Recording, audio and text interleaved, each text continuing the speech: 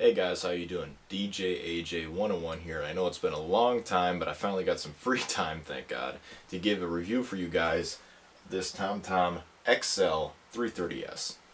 Now, I know I'm not the foremost expert on GPSs in the world. As a matter of fact, it was just pure coincidental that I actually got this GPS for Christmas. I do really appreciate it though, because it has helped me out in a few sticky situations I've had over the past month to try it. I've actually used it in city and country settings, so I get an idea on how it works on the back roads, also of course in the city on the streets. Now I will say this is actually a relatively easy GPS to operate. Now like I said, I'm not the foremost expert on GPSs, but in my opinion this one's pretty nice because I have seen GPSs that actually are built into like minivans and Hummers and all that good stuff, and they're building them into cars now. It's really incredible. But this one has a nice 3D map on it, which I really like because I know my parents have a van, and of course it's not 3D, and it doesn't have some of the feature sets that this one has. But I do like the nice 3D mapping. It actually gives you a nice feel on how you're actually going down the road and where everything is and whatnot on either side. It is really nice. Another thing I didn't know about this GPS, and I didn't even know that GPSs came with it, is that it actually tracks your speed. It digitally tracks your speed using satellites.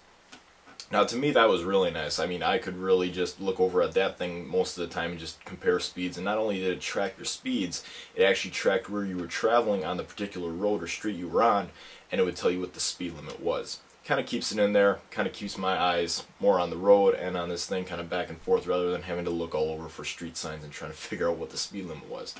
I found that really helpful, and I think that the speed limit is pretty accurate compared to what it's in your vehicle. I know a couple of times it was maybe 1 or 2 or 3 miles per hour off compared to tracking the satellite and of course in the analog speedometer in my car. Another nice thing I will point out about this GPS is it has a lot of nice settings for your favorites. It has a lot of nice destination settings, and it's really easy to input it. It actually has this really nice touchscreen. I believe it's 3.5 inches, 3 inches, something like that. You guys can go back and watch my unboxing. I think I might have said right there in the box. I don't keep track of much of that stuff, as you can tell. But this touchscreen is extremely nice. It's actually all touch sensitive, so you can just tap it. It works beautifully, I think, for the design and form factor of this TomTom. And it kind of, I just brought up this picture here on my LCD screen, just kind of the way it looks. It has miles per hour, all that good stuff. It actually tells you the time and how long it's going to take you to reach your destination.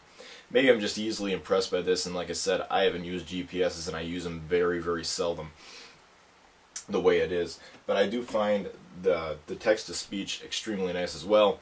It tells you where you're going, and like I said, a lot of the newer GPSs I have seen, in ads and read about have had this for a while, so it is nice to have it.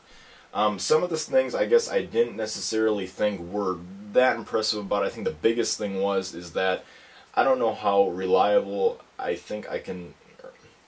can I put this in words? I don't know how reliable this GPS can be in country settings, like on the country back roads, because I know I just told you I used it in the country and in the city. In the city, if you were near a suburb or in a city, I know I took this down to Milwaukee, it worked great. I punched in where I wanted to go, it took me exactly to the spot, didn't mess up whatsoever. It was fantastic. If you're trying to find your way to a town or a city, I think this would work beautifully. I think it's very precise in the programming of it, and it guides you every step of the way. Extremely nice. Now, having said that, some of the country roads I was on, it seemed to get sometimes, at least once or twice that I used it, a little off track. I know I had to make a turn in, I don't know, I'd say maybe about 500 feet, and it said I still had to travel 2 miles, and I made the turn, and then it kind of realized, oh, I kind of screwed up. You didn't have to travel 2 miles, you had to make the turn right there.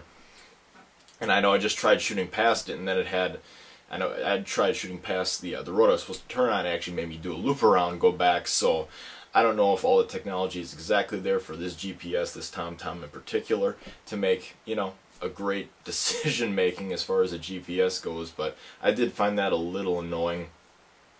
Just me offhand, because like I said, if you don't know where you are, it's really frustrating to have your GPS kind of mess up like that. And I know GPS technology isn't exactly great right now.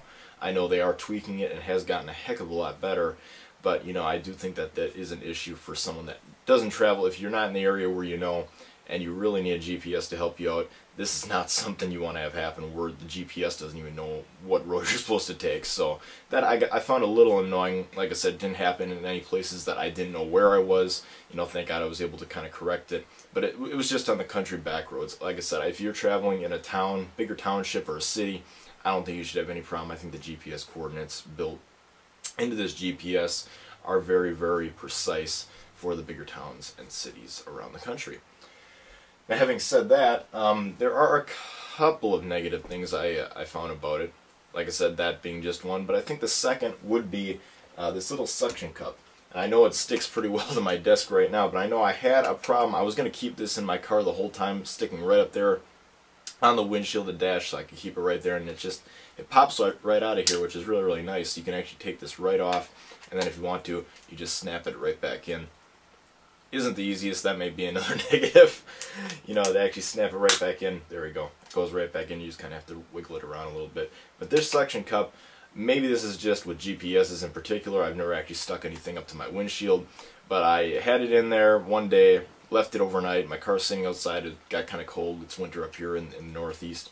And it actually fell off my windshield, which I was kind of pissed about. I said, you know, not that this thing isn't built solidly enough, but I can't have this thing just, you know, crashing down every time. So that may be another negative that you guys may want to look at before buying it, or you just maybe just want to take it down every time after you use it if you're not going to use it all the time. But I think if you're someone who's making deliveries, I think it is a solid unit. Like I said, messing up a few times. I did check out some of the reviews. I think it was like 3.5, 4 stars out of 5.